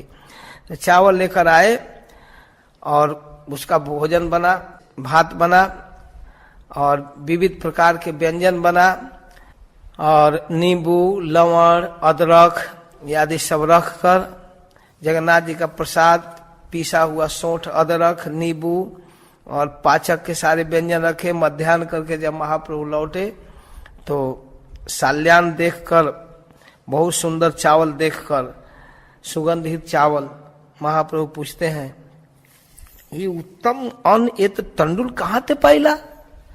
इतना बढ़िया चावल कहाँ से लाए? आचार्य कहे माधवी पास मांगी आनिया, माधवी के यहाँ से चावल मंगाए हैं। अच्छा, प्रभु कहे कौन जाई मांगी आनीला, कौन लाया वहां से? छोटे हरिदास नाम आचार्य कहिला, कहे छोटा हरिदास लाया। अच्छा, बड़ा बढ़िया प्रसाद। अन्न प्रशंसिया प्रभु भोजन करिला, खाए तो खूब प्रशंसा करके, बड़ा सुगंधित है, थोड़ा और दीजिए। निज गृह आसी गोविंदेरा आज्ञा दिला, खाए तो खूब प्रशंसा करके, लेकिन जब आ गए गंभीरा में अपने आवास में, तब गोविंद को कहे, गोविंद जो उनका सेवक था, आज है ते मोर आज्ञा पालीबा, एक मेरी आज्ञा का पालन करना। छोटे हरिदास यहाँ आसीते ना दीवा, छोटे हरिदास को मेरे यहाँ नहीं आने देना, ठीक है? द्वार मना, एकदम गेट के भीतर नहीं आना है। गोविंद कह दिया है, भाई महाप्रभु निषेध कर रहे हैं। हरिदास दुखी है मने, की लागिया द्वार माना कह नहीं जाने, क्यों मना कर दिए बताए ही नहीं।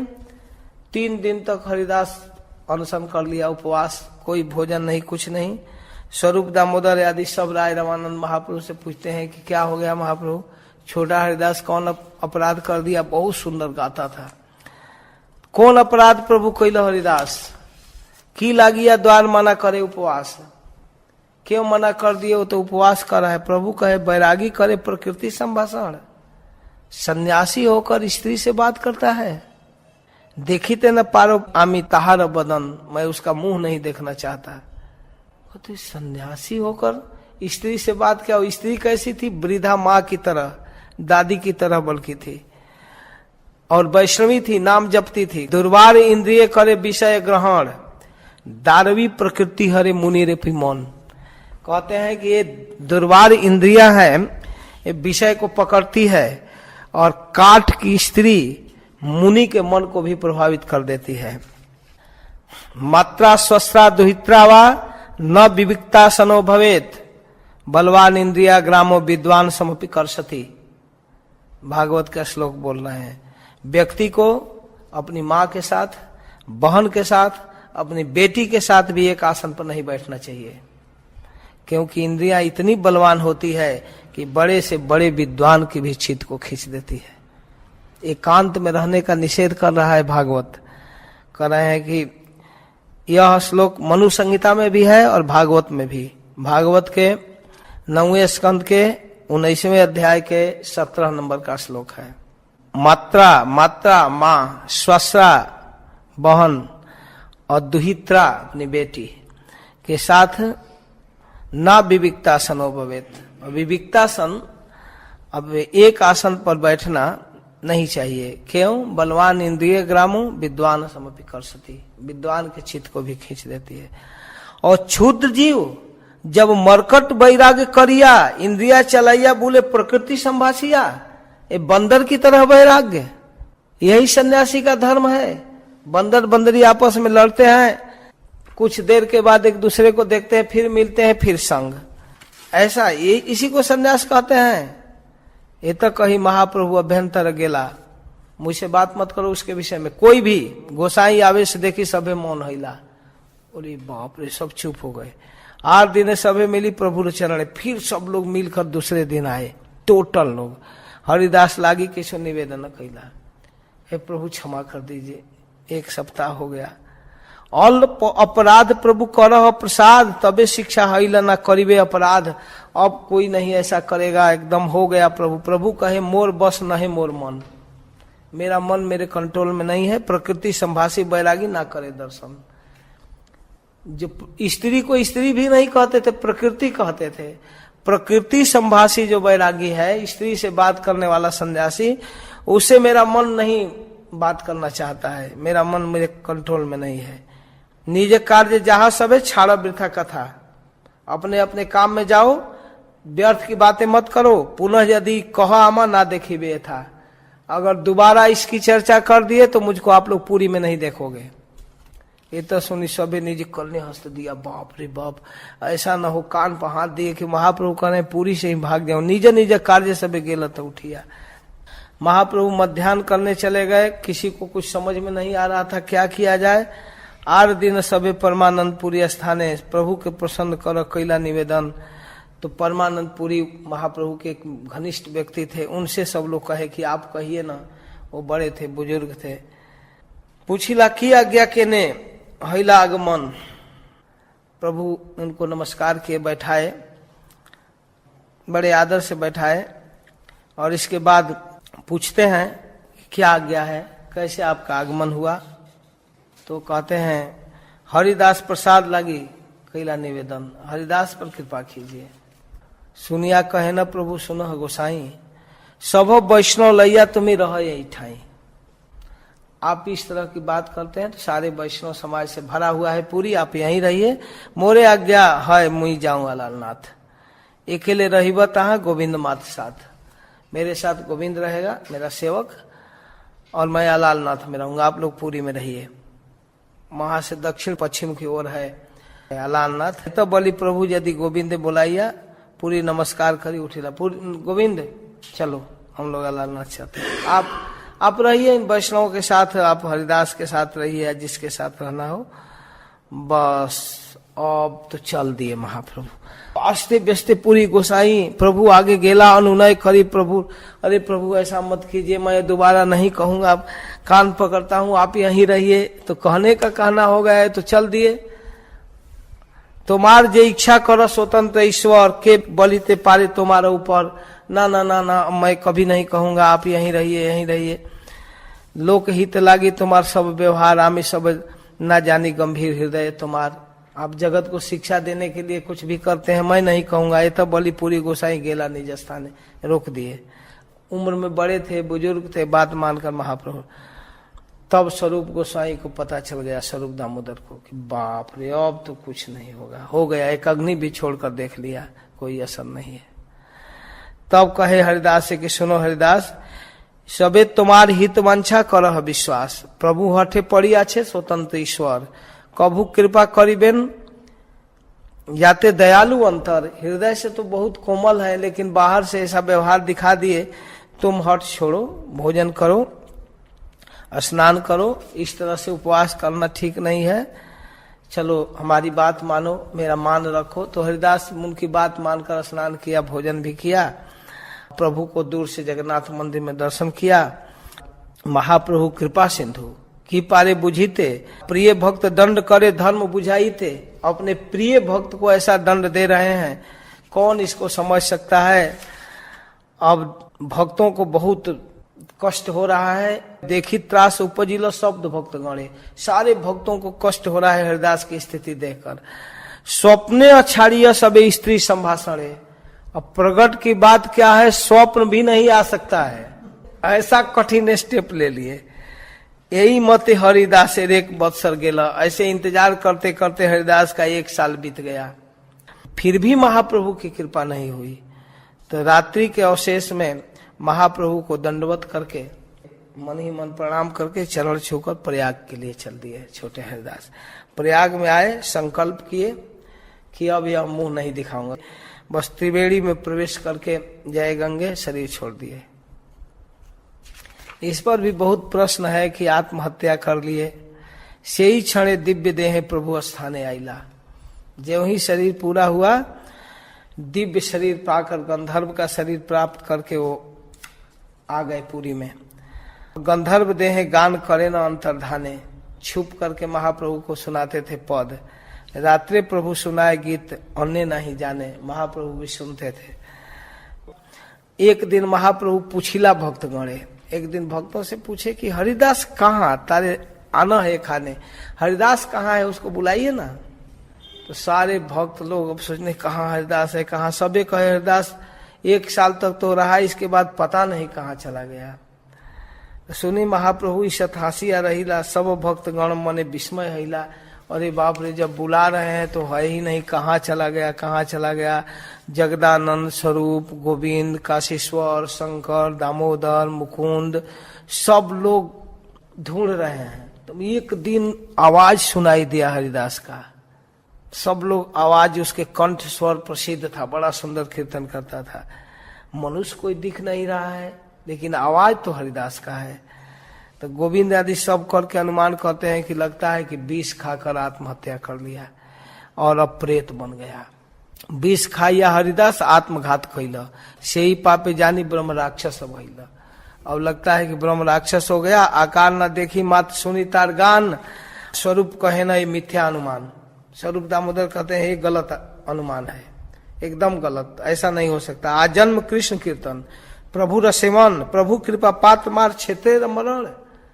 वह नाम जप किया है, महाप्रभु की सेवा किया है, प्रभु का कृपा पात्र है और धाम में शरीर छोड़ा है, वो ब्रह्म राक्षस कैसे होगा।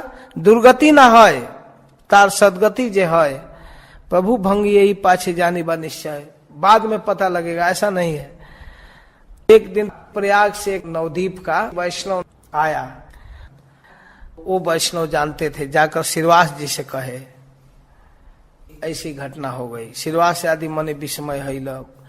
जब रथ यात्रा के समय बंगाल से सब लोग भक्त आए तो हरिदास कहा, यदि श्रीवास पूछिला, श्रीवास जी पूछे महाप्रभु से कि हरिदास कहाँ है, तो महाप्रभु उत्तर क्या दिए हरिदास से जानते हैं, स्वकर्म फल भुग पुमान।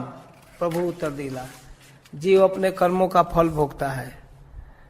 तब श्रीवास जी सारा वृतांत कहे, जैसे संकल्प तैसे त्रिवेणी प्रवेशिला। इस तरह संकल्प करके त्रिवेणी में प्रवेश कर गए। सुनी प्रभु हासी, कहे सुप्रसन्नचित, हंस कर कहते हैं, प्रकृति दर्शन कैले यही प्रायश्चित। सन्यासी होकर स्त्री से बात करता है, उसका यही प्रायश्चित है। अब भी नहीं कोमल हो रहे हैं, हद कर दिए एकदम।